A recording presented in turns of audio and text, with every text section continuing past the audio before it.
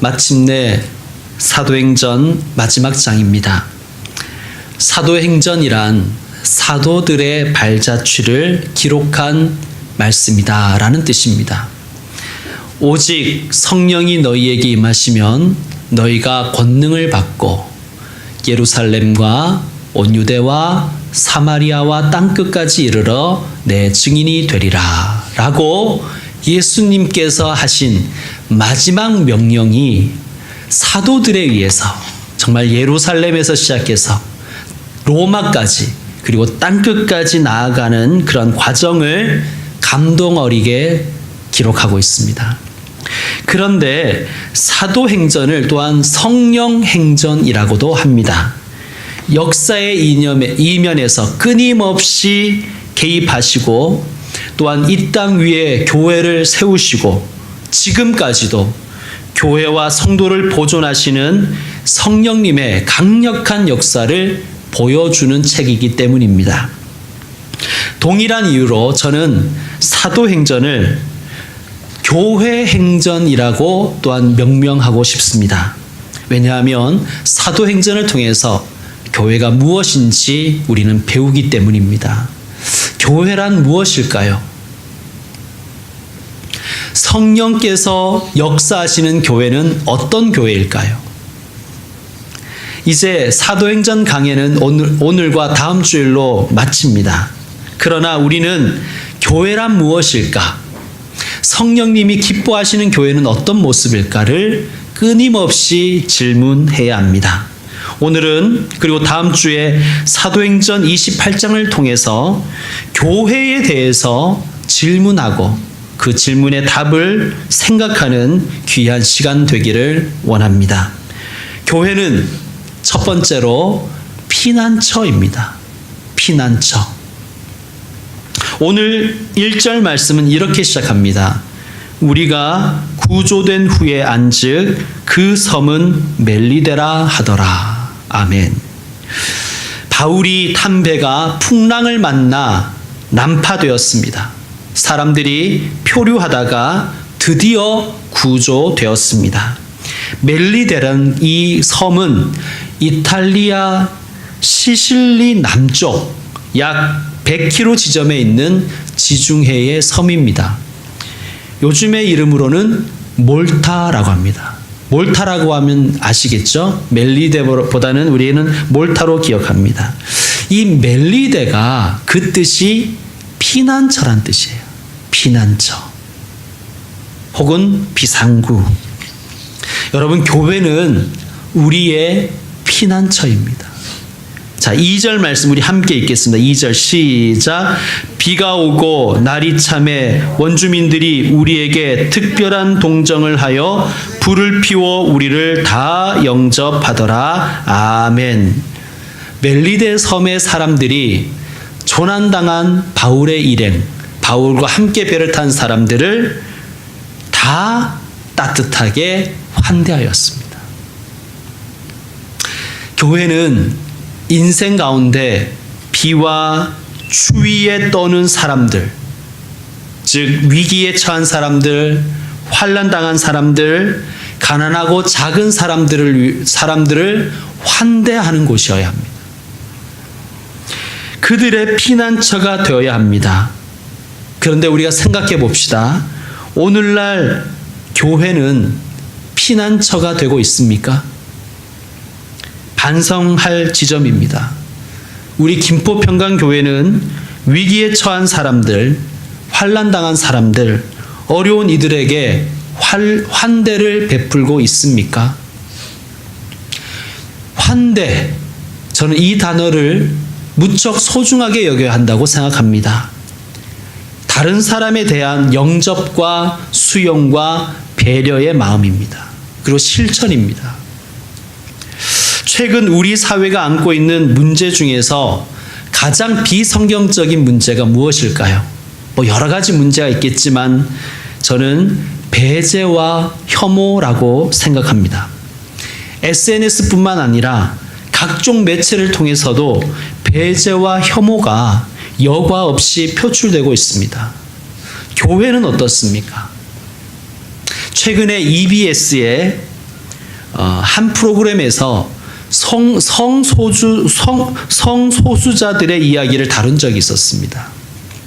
그 프로그램의 진행자인 박미선 씨가 출연한 성소수자들을 연민하고 이해하는 듯한 발언을 했었습니다. 그런데 문제는 이런 박미선 씨에 대해서 많은 사람이 공격을 하였는데, 댓글로 공격을 하였는데 대부분 기독교인이었습니다. 심지어 그분이 다니는 교회의 홈페이지에 가서 박미선 권사의 권사직을 박탈하라고 교회에다가 압력을 넣기도 하였습니다. 생각해 봅시다, 여러분. 동성연애는 죄입니다.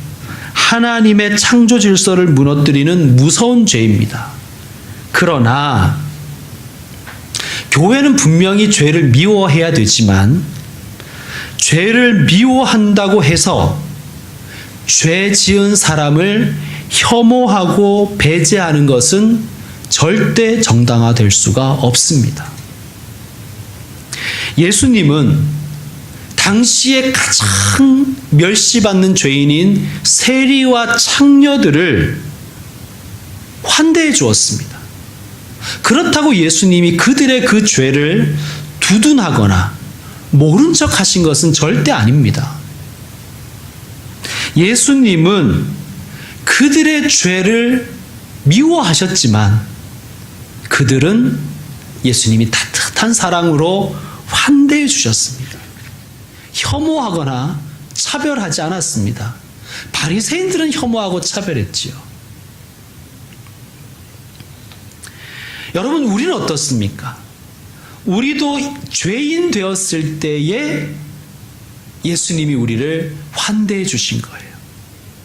우리가 아름다워서 우리를 사랑하신 게 아니라 우리가 추한 죄인이었을 때 우리를 사랑하셔서 우리를 위해서 십자가에 달려 죽으신 것입니다. 여러분, 예수님이 이런 말씀을 하셨잖아요. 하나님은 햇빛을 악인과 선인에게 골고루 비춰주신다. 비를 의로운 자와 불의한 자에게 동일하게 내려주신다. 이슬람도 페미니즘도 마찬가지라고 생각합니다. 이슬람과 페미니즘에 반대한다고 해서 모슬렘들과 페미니스트들을 배제하고 혐오하는 것은 정당화될 수가 없습니다. 기독교는 사랑이지요. 예수님의 삶과 가르치심을 단 한 단어로 이야기하려고 하면 사랑이 아니겠습니까? 그런데 환대 없는 사랑이 가능할까요? 혹은 어떤 사람은 쏙 빼고 그 나머지 사람만 사랑하겠다는 것이 과연 예수님이 보여주신, 가르쳐주신 사랑일까요? 마태복음 25장에는 예수님의 심판, 마지막 심판, 최후의 심판을 예수님이 이렇게 묘사하셨습니다. 충격적인 묘사입니다. 우리 같이 한번 찾아보겠습니다. 마태복음 25장.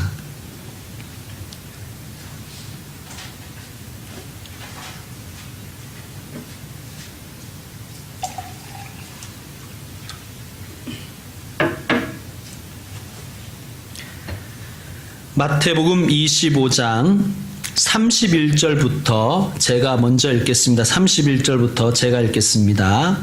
인자가 자기 영광으로 모든 천사와 함께 올 때에 자기 영광의 보좌에 앉으리니 모든 민족을 그 앞에 모으고 각각 구분하기를 목자가 양과 염소를 구분하는 것 같이 하여 양은 그 오른편에 염소는 왼편에 두리라. 그때에 임금이 그 오른편에 있는 자들에게 이르시되 내 아버지께 복받을 자들이여 나와 창세로부터 너희를 위하여 예비된 나라를 상속받으라. 우리 35절, 36절 같이 읽겠습니다. 내가 줄일 때에 너희가 먹을 것을 주었고 목마를 때에 마시게 하였고 나그네 되었을 때에 영접하였고 헐벗었을 때에 옷을 입혔고 병들었을 때에 돌보았고 옥에 갇혔을 때에 와서 보았느니라.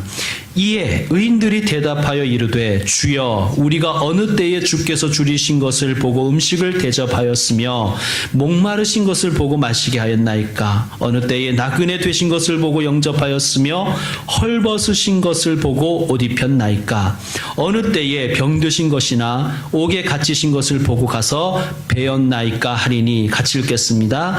임금이 대답하여 이르되 내가 진실로 너희에게 이르노니 너희가 여기 내 형제 중에 지극히 작은 자 하나에게 한 것이 곧 내게 한 것이니라 하시고. 아멘.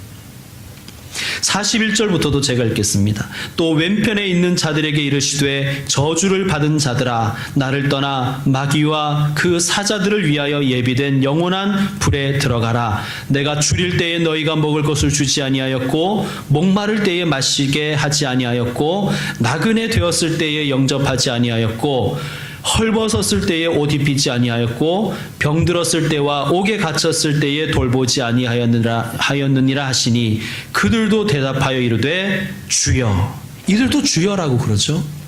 우리가 어느 때에 주께서 줄이신 것이나 목마르신 것이나 나그네 되신 것이나 헐벗으신 것이나 병드신 것이나 옥에 갇히신 것을 보고 공양하지 아니하더이까. 45절 함께 읽겠습니다. 이에 임금이 대답하여 이르시되 내가 진실로 너희에게 이르노니 이 지극히 작은 자 하나에게 하지 아니한 것이 곧 내게 하지 아니한 것이니라 하시리니. 그들은 영벌에 의인들은 영생에 들어가리라 하시니라. 충격적인 말씀 아닙니까? 충격적인 말씀이에요. 최후의 심판대 앞에 모든 사람이 양과 염소로 나뉘는데 이들은 다 예수님을 주님이라고 그렇게 부릅니다. 주님. 우리처럼 말이죠.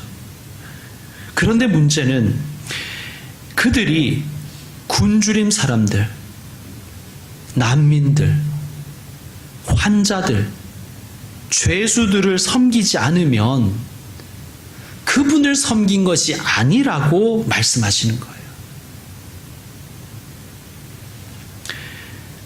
섬기고 환대하지 않는 것은 그냥 선행을 실천하지 않은 것이 아니라 주님을 주님으로 인정하지 않았다는 거예요. 여러분, 배제와 혐오는 교회 그리고 우리 성도가 가야 할 길이 절대 아닙니다. 여러분, 이 사회에 비상구가 있습니까? 비상구가 없잖아요. 현대인의 비상구는 프랑스 작가 베르나르 베르베르의 비상구에 나오는 것처럼 자살뿐입니다.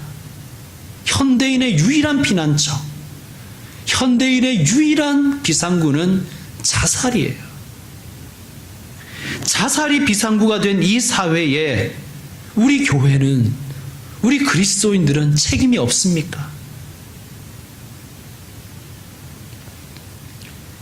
피난처 있으니 환난을 당한 자 이리 오라. 찬송가 70장의 가사입니다.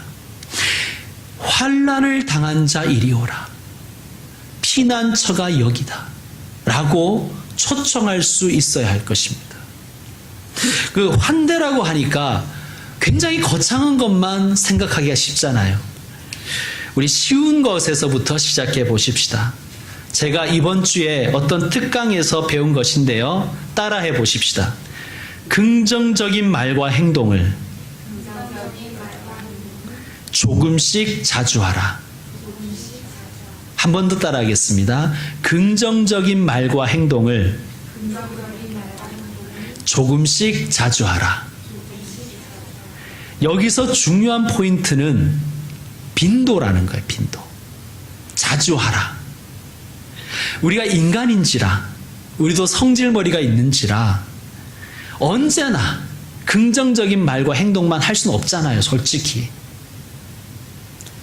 말과 행동을 모두 긍정적으로는 할 수 없는데 내가 만약 부정적인 말을 했다 하면 긍정적인 말을 좀 더 자주 하는데 어느 정도 비율이 황금 비율인가 하면 5대 1이라는 거예요. 긍정적인 말 5번, 부정적인 말 1번. 긍정적인 행동 5번, 부정적인 행동 1번.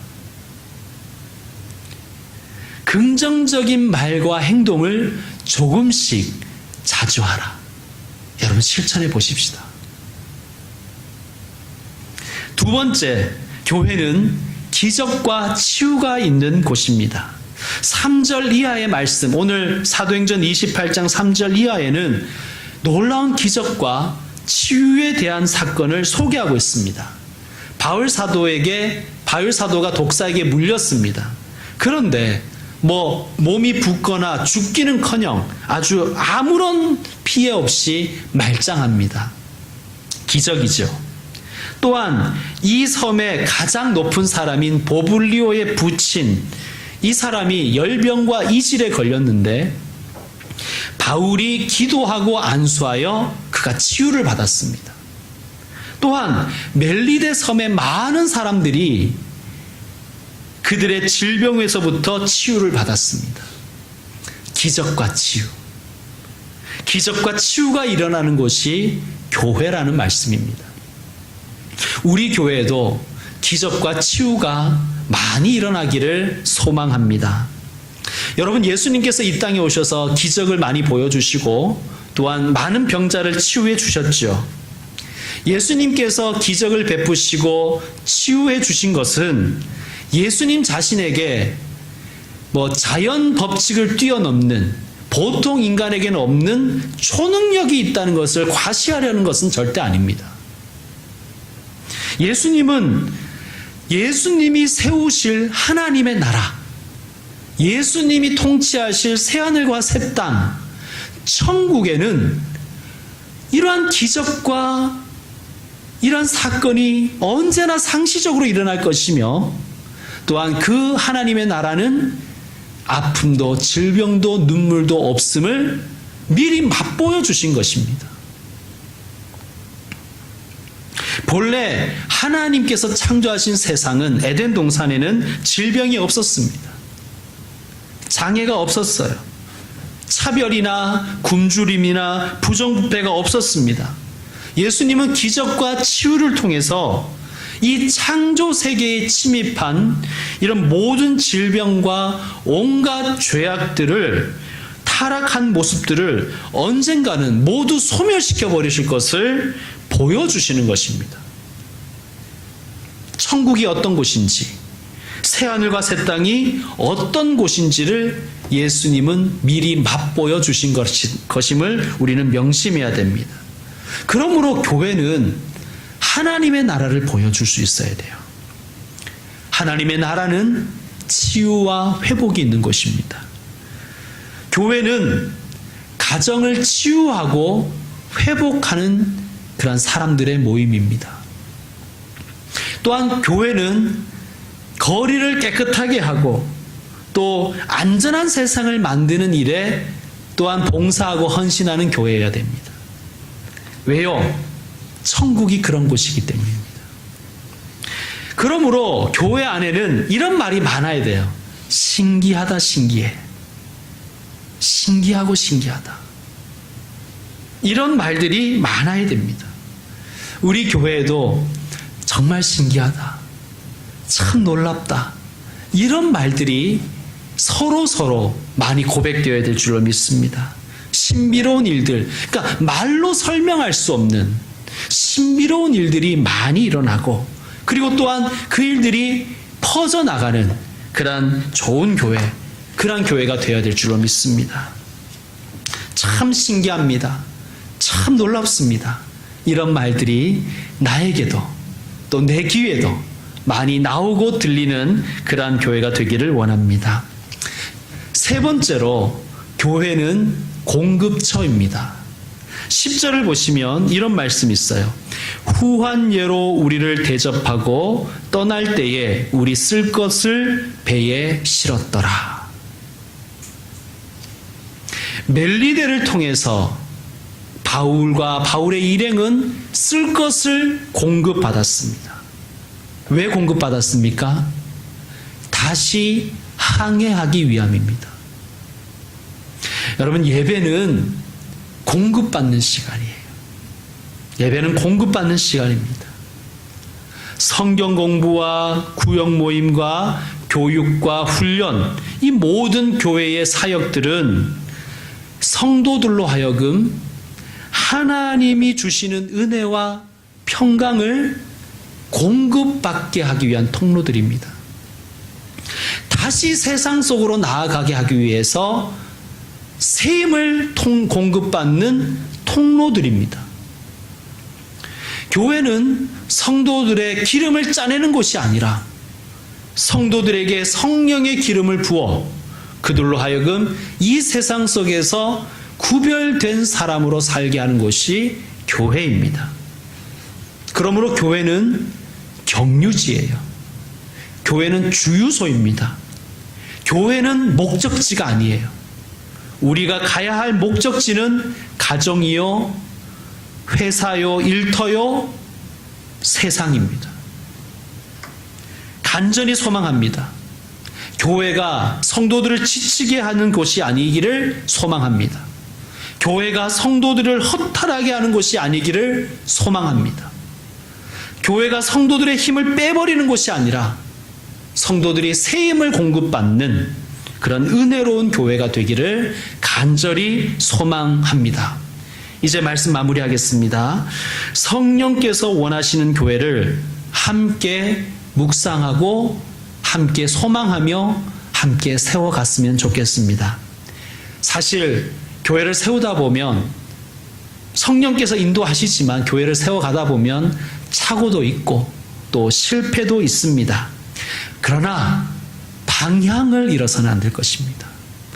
풍랑을 만나더라도 우리는 우리의 목적을 분명히 기억하고 교회를 세우신 주님의 목적을 분명히 기억하고 주님의 소원을 이루어 드리는 그런 모습으로 나아가야 될 것을 우리는 명심하십시다.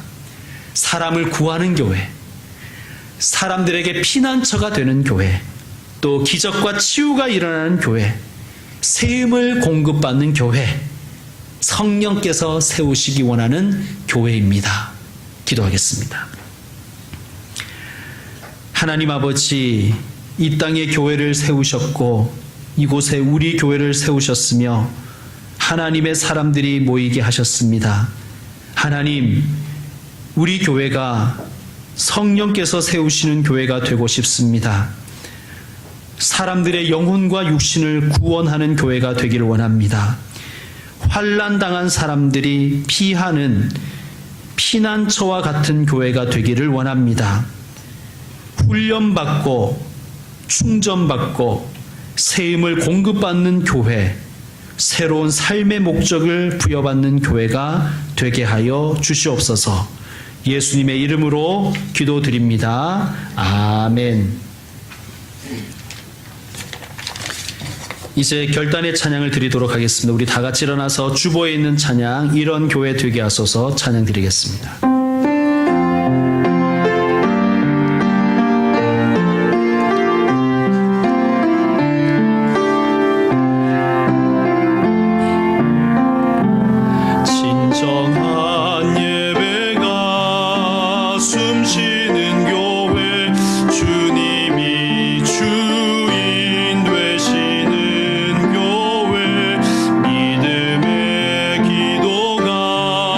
쌓이는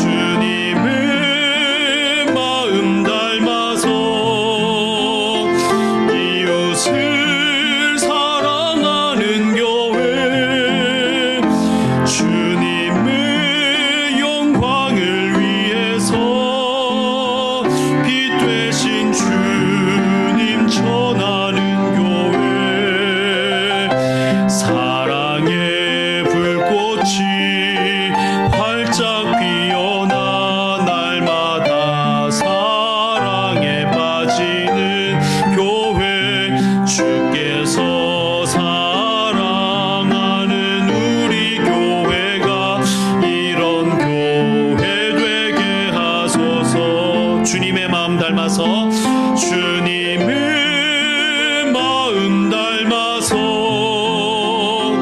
이웃을 사랑하는 교회 주님의 영광을 위해서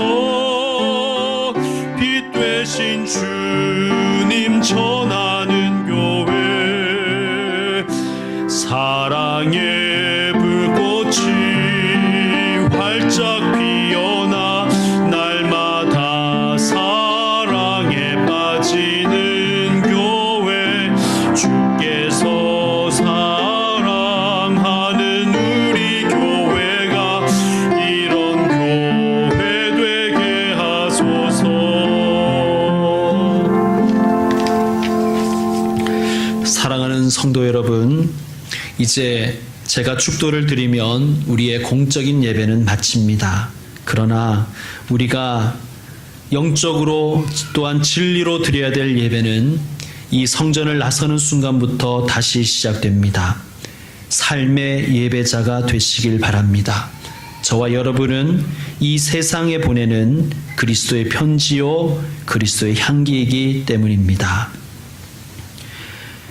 교회의 머리가 되시는 우리 예수님의 은혜와 교회를 사랑하시며 성도들을 보호하시며 인도하시는 아버지 하나님의 그 끝없는 사랑과 또한 교회를 세우시며 교회를 건강하게 하시는 성령님의 교통하심이 세상 속으로 나아가 그곳을 성전 되게 하고 그것을 주님의 땅 되게 하기를 다짐하는 모든 주님의 사람들 삶 위에 이제부터 영원토록 함께 있을지어다. 아멘.